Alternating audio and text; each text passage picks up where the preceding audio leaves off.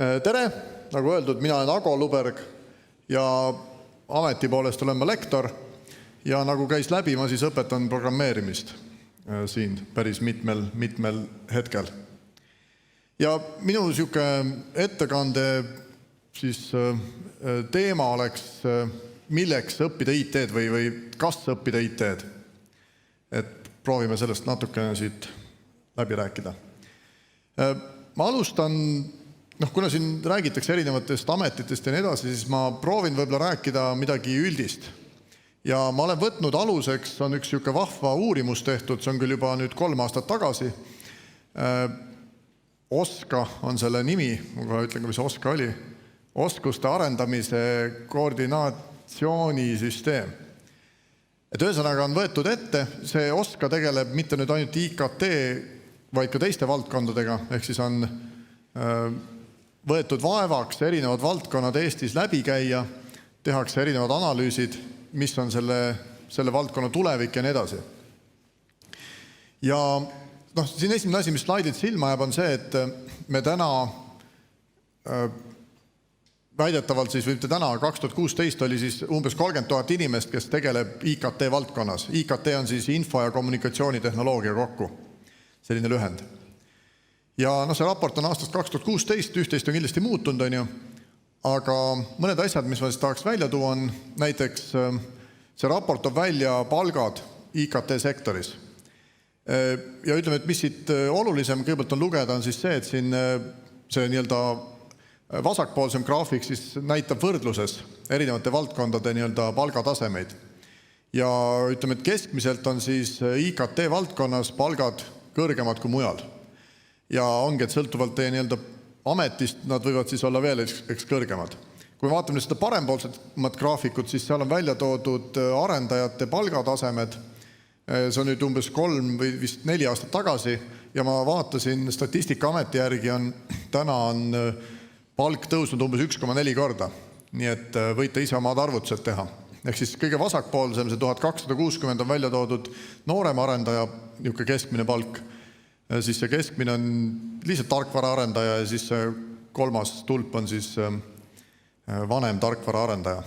Et kes on arendaja, sellest teile veel räägitakse. Et ega need kõik muud valdkonnad, mis siin täna läbi käivad, et ega nad ei jää kuskile väga palju maha nendest asjadest. Et pigem märksõna on see, et ongi, et mis on teie kogemus, mis on staaž.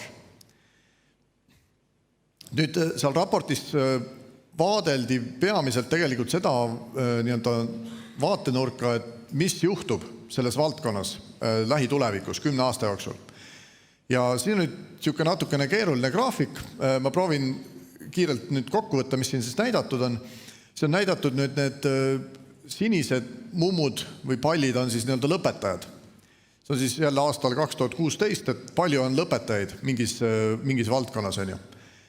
Ja need kollased on siis need, et palju on tööturul vaja vastavaid inimesi, vastavate oskustega inimesi. Ja ütleme, mõte on see, et mida siin võib eristada on siis see, et on need punased tekstid seal kollaste mummude all ja siis on need lillad tekstid. Ja see punane siis tähistab kõrgharidusega tööjõuvajadus ja siis see lilla on siis nii-öelda kutseharidusega tööjõuvajadus. Nüüd siis on hästi palju erinevaid numbreid, et ma tegin see väikse kokkuvõtte ka, et see on siis aastas on umbes meil vaja 1600 inimest. Iga aasta oleks meil vaja IKT sektorisse 1600 uut inimest. Ja nendest 1125 võiks olla kõrgharidusega ja siis 455 kutseharidusega. Mis veel on välja toodud, et sisse astub 2600 inimest. Tundub, et kõik on hästi, et meil inimesi ülegi. Aga probleem on selles, et lõpetab ainult 1150 inimest nendest 2600-st. See on siis nii kõrgharidus, kutseharidus, kõik sealt kokku.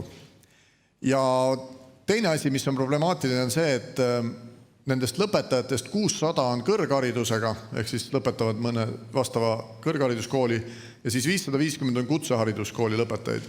Nagu te näete, see kutseharidus nõue on meil täidetud, isegi üle jääb. Aga kõrghariduses on meil päris palju inimesi puudu. Et tõenäoliselt, kui te olete siia tulnud, siis te olete nagu õiges kohas, et me täidame teiega selle 500 midagi siin ära. Et sealt rahvast tuleb saali juurde ja võib-olla tuleb 500 kokku. Nii et ühesõnaga, nagu te näete, eriala, mida te tõenäoliselt olete siia tulnud kuulama, võib-olla ka valite endale tulevikku, et ei ole mitte selles mõttes halb, et tõenäoliselt teil nagu tööturgu on, et kuhugi nagu sellepärast ei pea muretsema, et võib-olla enam tööd ei ole mõne aasta pärast. Et see prognoos, mis siin nagu on tehtud, see 1580, see on mõeldud nii-öelda 10 aasta perspektiiviga. Nii et umbes 2025, et kui te nüüd lõpetate, siis te kindlasti mahute veel sinna sisse. Aga ma täna ei näe, et meil juhtuks midagi erilist, et me järsku täidame kõik need töökohad ära ja teile midagi ei jää.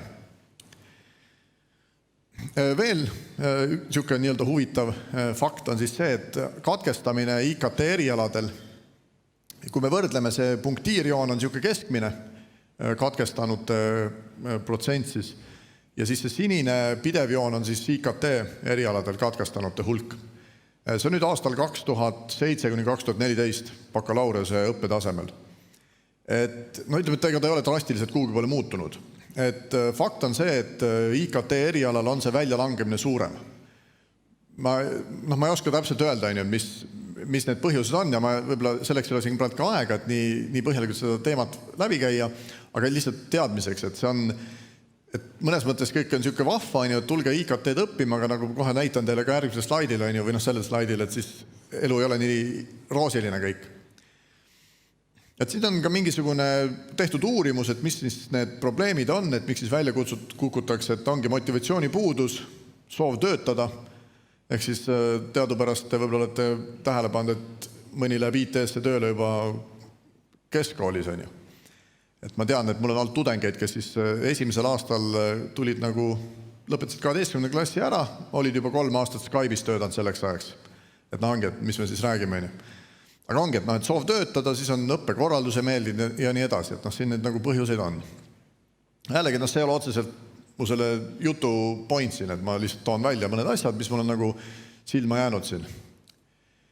Nüüd, tegelik nagu point, mida ma tegelikult tahaksin rääkida, on siis see, et miks võiks IT-d õppida, või siis hiljem ma ka toon välja, et miks mitte õppida IT-d, on ju. Et ühesõnaga ma tahaks teile nagu anda mingid suunised kätte, et võib-olla teil tekib pärast mingisugune lisa motivatsioon seda tulla õppima või vastupidi. Midagi, miks mitte tulla õppima. Esimene asi, ütleme niimoodi, et me ei pääse sellest mingil määral. Et see on nagu, kuidas me siis ahvist on ju inimeseks saime, et nüüd me liigume nii edasi, et ahvist nagu robotiks, et mingil määral tundub nagu, et see on selline valdkond, millest ei saa üle ega ümber. Et ongi, et kui te jätate, ma ei tea, mingi muu valdkonna õppimata või te ei tegele sellega, siis see tundub, et see on okei, et ma umbes ei õpi näiteks kokkama, et siis ma tellin kuskilt Boltist endale toitu. Aga see IT on nagu niisugune tunne, et täna igal ühel on ju taskus on telefon, te nagu teete seal midagi. See võib-olla küll ei ole nagu otseselt programmeerimine, aga ma olen päris kindel, et mida aeg edasi seda erinevates valdkondades see IT lööb sisse. Te lähete õppima mingit bioloogiat, loodusteadust, ajalugu, igal pool on teil nagu IT tuleb ka nagu mängu. Kas või see, ma olen suurem osa teil teab, mis asi on Excel, on ju. Kõik on näinud Excelit, mingi tabelarvutusprogramm. Et tehniliselt Excelist liidate 2 veergu kokku, te olete juba nagu mingil määral programmeerinud. Et küll mitte väga palju, aga tegelikult tehniliselt see on juba midagi siukest, mida me aastakümneid siin tagasi võib-olla ei kujutanud üldse ette või aastasadu tagasi. Et ühesõnaga see tuleb, mida aeg edasi, rohkem ta tuleb meile igasse valdkonda sisse, et ongi isegi ajalugu, ma arvan, et ajaloos on ka mingid andmetöötlused, mingid analüüsid, kõik asjad te teete mingil määral IT-d. Teine asi, mis siis võiks olla nii-öelda motiveeriv sellise valdkonna valikul, on siis võimalus töötada kaugelt. Võib öelda, et kodus töötamine, aga ma läksin nagu sammu edasi, et miks sa peaks kodus töötama, et minnes palmi alla töötama. Et seda muidugi võimaldavad ka paljud teised ametid juba, aga tänu IT-le, ütleme niimoodi. Aga ütleme nii, et ma tean väga palju neid IT-firmasid, kus siis ongi kodus töötamine täitsa okei, ja on ka täitsa okei selline asi, et ütled, et ma töötan 6 aega näiteks kuskil, ma ei tea, Hawaii'l ja tööandja on sellega päri. Et on isegi umbes nii, et töölepingus on sellised õigused sul olemas, et sa võid aastas võid 1 kuu töötada väljaspool kontorit. Nii et see on kindlasti ka kindlasti asi, mida nagu paljudel nagu on silmis, kui nad sellist eriala valivad või võib-olla see tänapäeval on juba nii normaalne. Et võib-olla kui ma umbes 5 aastat tagasi sellest rääkisin, siis ta oli siuke, et lahe on, nüüd tundub see normaalne. Et ma ei tea, kuidas keskkoolis on, aga ülikooli on ka selline asutus, kus te saate, ütleme niimoodi, et ei pea igas loengus käima ja igas tunnis ei pea käima, mõni käib siin kord kuus, on ju. Et ma ei tea, kas keskkoolis seda juba on võimaldatud, aga ma ei imestaks, kui me varsti jõuame sinna, et keskkool ja isegi põhikool on selline, et sa ei peagi kohal käima, aeg-ajalt lähed, näitad oma tööd ette, teed eksamid ära ja siis jälle oled kodus või kuskil palmi all. Okei, no IT on selles mõttes siuke vahva valdkond, et kui teid huvitab mingi muu teema, mis iganes, näiteks mingi, ma ei tea, arhitektuur või joonistamine või mis iganes, siis see IT on nagu töövahend. Te õpite endale oskused teha midagi paremini, efektiivsemalt, kiiremini, mis iganes. Et mõne jaoks võib tekkida siuke tunne, et okei, IT, et siis kui ma IT-d õpin, siis ma pean hakkama tegelema mingi programmeerimisega, pean hakkama mingit koodi kirjutama, et see on nagu igav, on ju, see on siuke kuiv töö. Et ei ole niimoodi. Et IT on ka see, ongi, et kui te tegelete mingisuguses muus valdkonnas, aga te kasutate IT-d siis ära, et oma tööd paremini teha. Ja ongi, et IT-d ainult IT pärast õppida võib tunduda igav. Aga teil on kindlasti midagi, mõni hobi, mingi pikem eesmärk, te õpite IT-d näiteks, et teha mingisugune, ma ei tea, maailma muutev otsus, programm, mis iganes on ju. Et selles mõttes IT on pigem nagu töövahend, et ei pea nagu kartma seda, et see IT jääb teile igavaks, et te õpite selle koodi kirjutamise ära, siis te lihtsalt kirjutate koodi on ju. Et pigem mõelge sellest kui töövahendist, mis aitab teil saavutada, mida iganes te tahate. No siin on veel üks teine näide. See on nüüd üks startup oli kunagi FitsMe, mis nüüd vist läks küll pankrotti. Aga mõte on see, et ongi, et see valdkond, et teid võib-olla huvitab üldse mingisugune mood, mis iganes, et selles mõttes, et IT, te saate nagu igasuguses valdkonnas nagu tegev olla. No veel üks motivaator, et keskmiselt siis ma julgen väita, et IT-firmade kontorid on ahvatlevamad kui mitte IT-firmade kontorid. No selles ma tegelikult ei tea, ma olen IT-firmades käinud külastamas ja oleme tudengitega käime siin ja selles ma tean, et need on sellised vahvad asjad, aga kui võib-olla kuskil Selveris on ka tore, ma ei ole kunagi käinud seal Selveri tagaruumides. Natuke julgen kahelda, aga mine tea. Seal on kõik need kurgid ja mis on pahaks läinud, siis nende vahel on mulle ka vahva. Et siin on välja tulnud, need on nüüd vist peaaegu kõik Eesti firmad välja arvatud see, kus see toru laest alla tuleb, see on vist mingi Google'i kontor kuskil. Aga et kui te Eestis lähete kuskile tööle, siis te võib-olla satute mõnda nendest kohtadest. Tegelikult need pildid on juba suht vanad ja tegelikult ma täna on üks samane Pipedrive, mis seal on, et nad on juba hoopis uude kohta kolinud ja neil on veel vingem kontor ja nii edasi.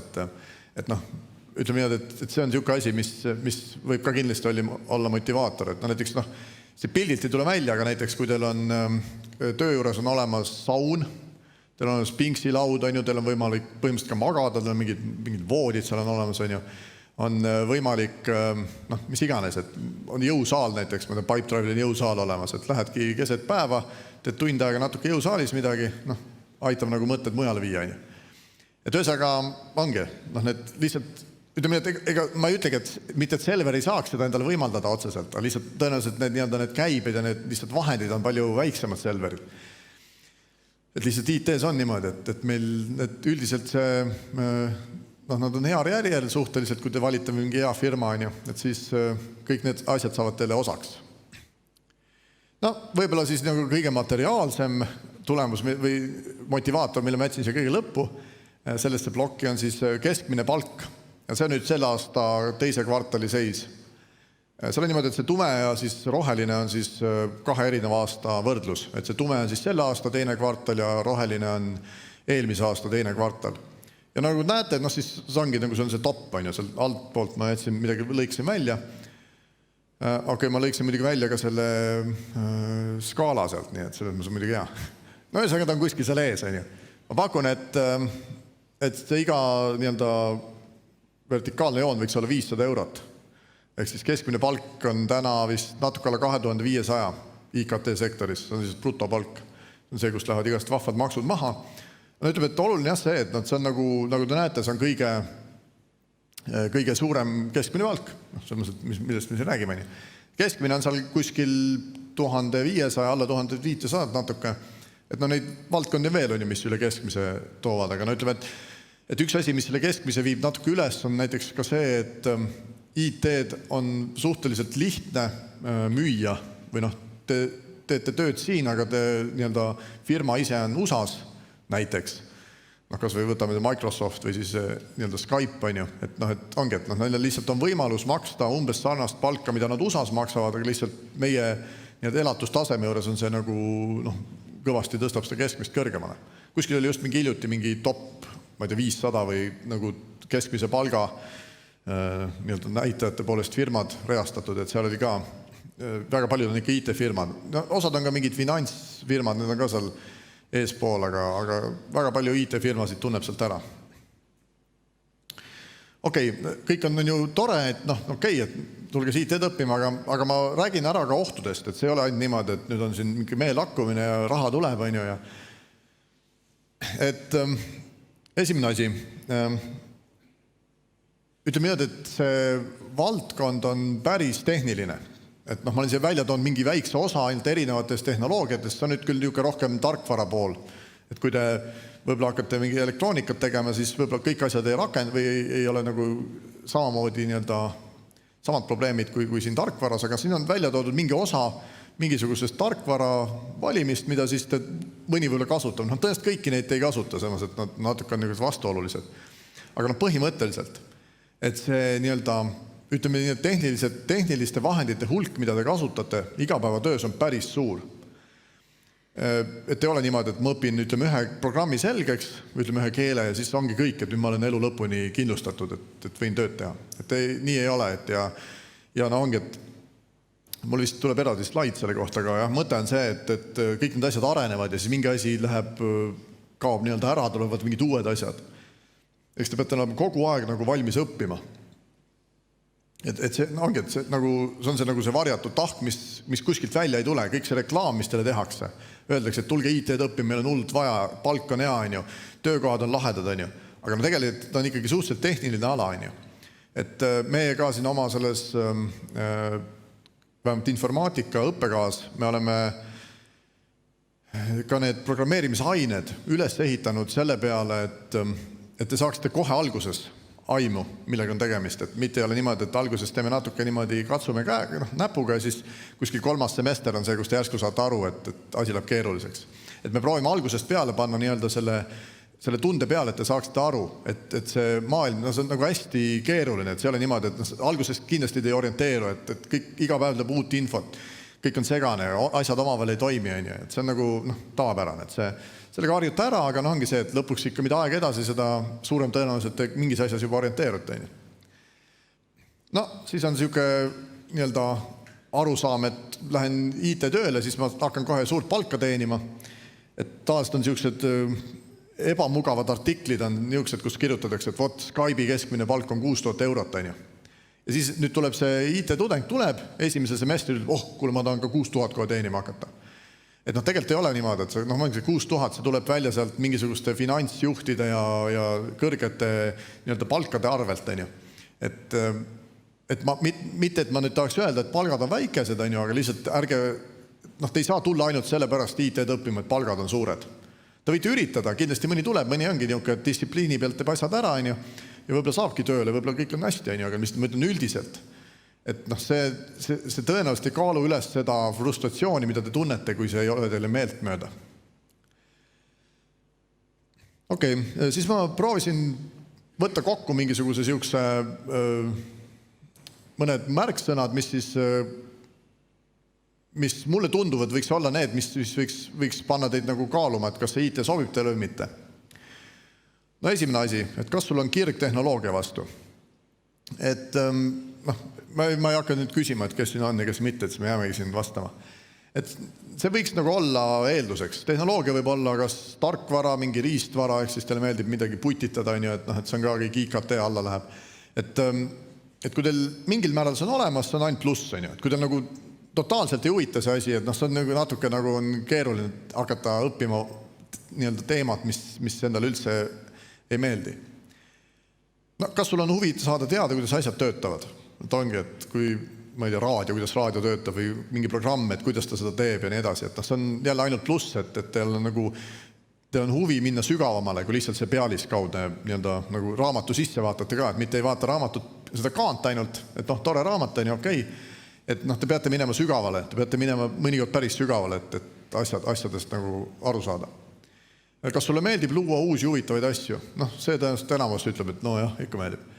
Aga see ongi see, et mida IT võimaldab, et kui te lähete tööle kuskile, ma ei tea, puidusektorisse või ma ei tea, mingisse ehitusse, mis te seal väga luua saate, okei, te ehitate maja, aga IT on selles on nagu virtuaalne maailm, teil on võimalik nagu nullist ehitada, nagu mitte millestki on võimalik ehitada nagu kõik asjad ära põhimõtteliselt. Et see võiks olla nagu motivaator, miks IT võiks sobida. Ongi näiteks mängud või mingi mobla äpp või mis iganes on, tahad mingit asja paremaks muuta. Kas sulle meeldib uusi asju õppida? Ja kas sulle meeldib õppida ka 10-20 aasta pärast? Et see on nagu oluline asi, mille mõne eriala valikul on see, et sa õpid asjad selgeks ja ongi kõik, on ju. Et siin ma rõhutan seda, et see õpe kestab teil terve elu. Et ongi, et näiteks on mingid, ma ei tea, teete mingit veebilehti, on ju, siis veebis kasutate mingit JavaScripti, on ju, ütleme mingi programmeerimiskeel ja siis ütleme iga poole aasta pärast tulevad seal mingid uued versioonid ja üks framework või üks mingi programm, mida te kasutate, kaob ära, siis läheb uus, on ju, et te peate nagu kogu aeg õppima asju ümber hindama. Ja kas sulle meeldib automatiseerida? Et ongi, et selle asemel teha mingit käsitööd, sa mõtled selle peale, et kuidas panna arvuti või mingi programm minu eest seda tegema, on ju. Või kas hommikul kohvi teeb, masin võiks ju mulle ise kohvi teha kell 8, on ju. Et kõik sellised asjad. Et ühesõnaga, kui kuskilt siit tuli jah, et siis üldiselt IT sobib sulle. Nüüd ohukohad on ju rutiinivähesus, ongi, et sa pead õppima uusi tehnoloogiaid, pead ajaga kaasas käima. Ongi pidevalt tuleb õppida. Üks niisugune ohukoht on see, et tööaeg ei ole piiratud. See on muidugi teie enda distsipliini küsimus, aga ütleme, et on oht töötada öösel. Ma ise tean, mul on endal niisugune probleem, et nii meeldib teha tööd, et siis te tööstel ka tööd.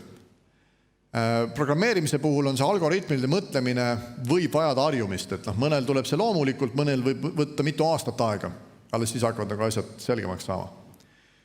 Okei, valid eriala sellepärast, et tehakse palju reklaami või slash tehakse siis, või et on suur palk, on ju. Et ma pigem ei soovitaks, aga ütlegin, eks te enda valik, on ju. Et aga kui teil endal huvi puudub, siis ma arvan, et teil tekib probleeme. Ja siis ma olen kuulnud ka niisugust asja, et mõnele tundub, et see IT-amet on niisugune nagu ehitajatöö, et sa lihtsalt kirjutad mingit koodi, on ju, et sul ei ole nagu võimalik väga loovalt mõelda. Et sellised asjad on ka. Ehk siis, et jah, tundub, et ei ole piisavalt loovtöö. Siin on meil üks näide, on ju, et kuskil öeldakse, et programmeerimine on lihtne, on ju. Et selline reklaam muidugi võib mõnda demotiveerida üldse, et kui me räägime, kõik IT on tore, on ju, siis see mõnda tõmbab tagasi just sellepärast, et kui keegi proovib seda natuke ja tal ei tule välja, siis tal jääb niisugune mulje, et kuna see on nii lihtne, siis järelikult viga on temas, on ju. Et tegelikult mina ei ütleks, et programmeerimine on lihtne, on ju. Et see ongi, et mõnel tuleb see lihtsamalt nagu paljude asjadega, on ju. Ja tegelik lihtsus sõltub siis konkreetsest probleemist, on ju, sõltub. Et see on meil üks mingi pildi näide. Okei, IT on rohkem kui programmeerimine. On üks pildi näide, kuidas hobust joonistada. Nagu öeldakse, et joonistame pea, siis joonistame jalad, kaela, paneme saba ka ja siis natuke detaile juurde on hobune valmis, on ju. Et see programmeerimine on ka siuke, et õpime need kaks asja ära ja nüüd teeme hästi programmi, on ju. Et see ongi see vahesamm sealt sellest lisame need detailid, et see ei tule nii lihtsalt tavaliselt. Okei, ma kiirelt ütlen üle need mõned märksõnad, mis mul on jäänud silma, mida tööandja otsib. Et ongi suhtlemisoskus, julgus küsida, õppimisvõime, aktiivsus, kohanemisvõime, inglise keele oskus. Et nagu näete, ma ei ole tehnilist nõuet siia välja toonud, et üldiselt tööandjad ütlevad ka, et ega programmeerimine õpite alles töö juures. Aga kõik need sellised pehmemad omadused, need on need, mida võib-olla on küll hilja juba rääkida, aga mida tasuks nagu endas arendada. Ongi see, et proovige koolis ka panna nendele asjadele isegi rohkem tähelepanu kui see, et kas te oskate ühte keelt või teist keelt. Ja veel mõned soovitused siia lõppu, et kui te eelnevalt ei ole programmeerimisega tegelenud ja tahate ülikooli tulla õppima, siis ma soovitan suvel natukene ette valmistada, teha mingit eeltööd. See tuleneb sellest, et tudengite tase on väga erinev. Nagu ma ütlengi, mõni on 3 aastat juba Skype'is töötanud, et siis me küll proovime selle lati panna niimoodi kuskile keskele, aga ongi see, et ikkagi, kui te teil on endal lihtsalt mugavam. Eriti, kui te tulete seda asja õppima, mis teile meeldib. Ülikoolis on siis pigem on tempo kiire, on oht maha jääda, ole valmis iseseisvalt õppima, ehk siis terve internet on õppematerjali täis. See on see üks muudatus, mis teil tuleb keskkoolist, et keskkoolis on õpik, õpetaja ütleb, tehke seda. Ülikool pigem on selline, et me anname teile võimaluse õppida. Ja kui teil on endal motivatsioon ja tahe, siis te suudate seda teha.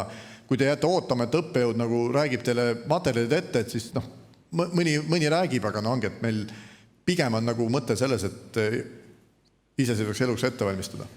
Ole valmis küsima ja suhtlema. Praktika on parem kui teooria, IT-s ma võiks öelda, kuigi teooria on ka vajalik. Sest asjad ja siis aitäh!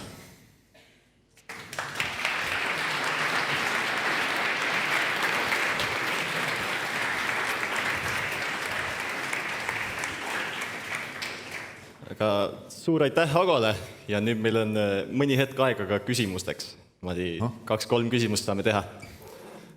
Kas kellelgi on küsimusi? Kellelgi ikka midagi on? Seal on üks.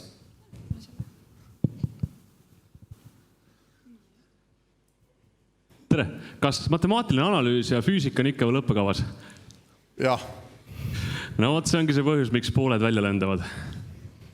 Sellega on niisugune lugu, et kunagi tehti niisugune uuring, et miks IT-tudengid välja langevad. Ja siis oli kõige suurem või kõige raskem aine oli tudengite jaoks oli matemaatiline analüüs. Ja siis me mõtlesime, et tänaseks on see nihkunud sinna, et ikkagi kõige raskemad või kõige mahukamad ained on ikkagi erialaained. Mis tuleb natuke selle arvelt, et me oleme oma ainetes rohkem vunki juurde pannud, aga tegelikult seda matemaatika osa on tegelikult täna tõmmatud natuke lahjemaks. Mis ma ütlen tegelikult, ei pruugi olla väga õige, et see on sõltub nüüd erialast, millest me räägime, et ongi, et kui te lähete arendajaks, siis see on võib-olla okei, aga kui te näiteks tahate õppida informaatikat või computer science asju, masinõppe ja big data ja kõik AI, et te ei saa teha masinõpet, kui te ei matemaatiline analüüs, diskreetne matemaatika, need asjad suhteliselt elementaarsed, et seal ellu jääda. Ma ei tea, kas ma vastasin küsimusele, aga jah, oli vist vastus. Kas on kellelgi veel mingeid küsimusi? Sõnast.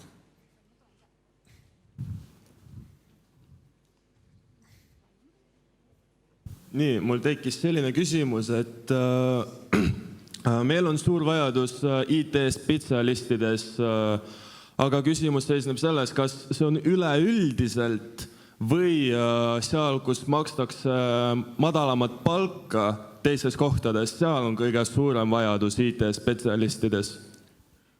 Ei, ma ikka ütleks, et vajadus on igal pool, et kindlasti ka nendel kõrgetel ametikohtadel. Täna, mis toimub nendes top-firmades on siis see, et ostetakse inimesi lihtsalt üle. Et siis mingi seltskond roteerub niimoodi erinevate firmade vahel. Et pigem ongi probleem sellest, et meil ei ole seda kompetentsi. Et meil ei ole neid inimesi, kes suudaks mingid väga spetsiifilisi asju mingil kõrgel tasemel teha. Et kui need on, siis need ostetakse kohe ära. Sest ongi, et mida aeg edasi rohkem tulevad ju välismaa ettevõtted ka näevad Eestit kui sellist IT-firma või IT-riiki, ja siis värbavad siit inimesi, teevad siin mingi kontori siia. Et üldiselt igasuguseid inimesi on vaja, et ongi see, et te ei pea ka selles mõttes kartma, et ei juhtu seda, et kui te kohe ei ole tippspetsialist, et siis äkki teil ei olegi tööd. Et pigem ongi, kõikidele on midagi, et siin mul vist ei kuskil slaidilt välja, aga see, kui kuskil oli välja toodud, oli 28 000 inimest täna IKT sektoris. Nendest 5000 on niisugune kõrvaline personal, abipersonal. Ehk siis 22 000 on see seltskond, keda me peame tehnilisteks inimesteks ja aastaks 2025 äkki ennustatakse, et on vaja 37 000. See on ka see, kus need 1600 inimest aastas on arvutatud, et ühesõnaga meil on 15 000 inimest, oleks kohe paugu pealt tööle võtta. Kes tuleb? Jah, mõni ikka tuleb.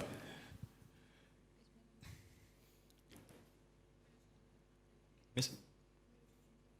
Kas meil, üheks küsimuseks on veel siis aega. Kas kellelgi on? Tundub, et vist ei ole. Aitäh! Ja siis jõudu, vaatame, IT-maastikul kohtume.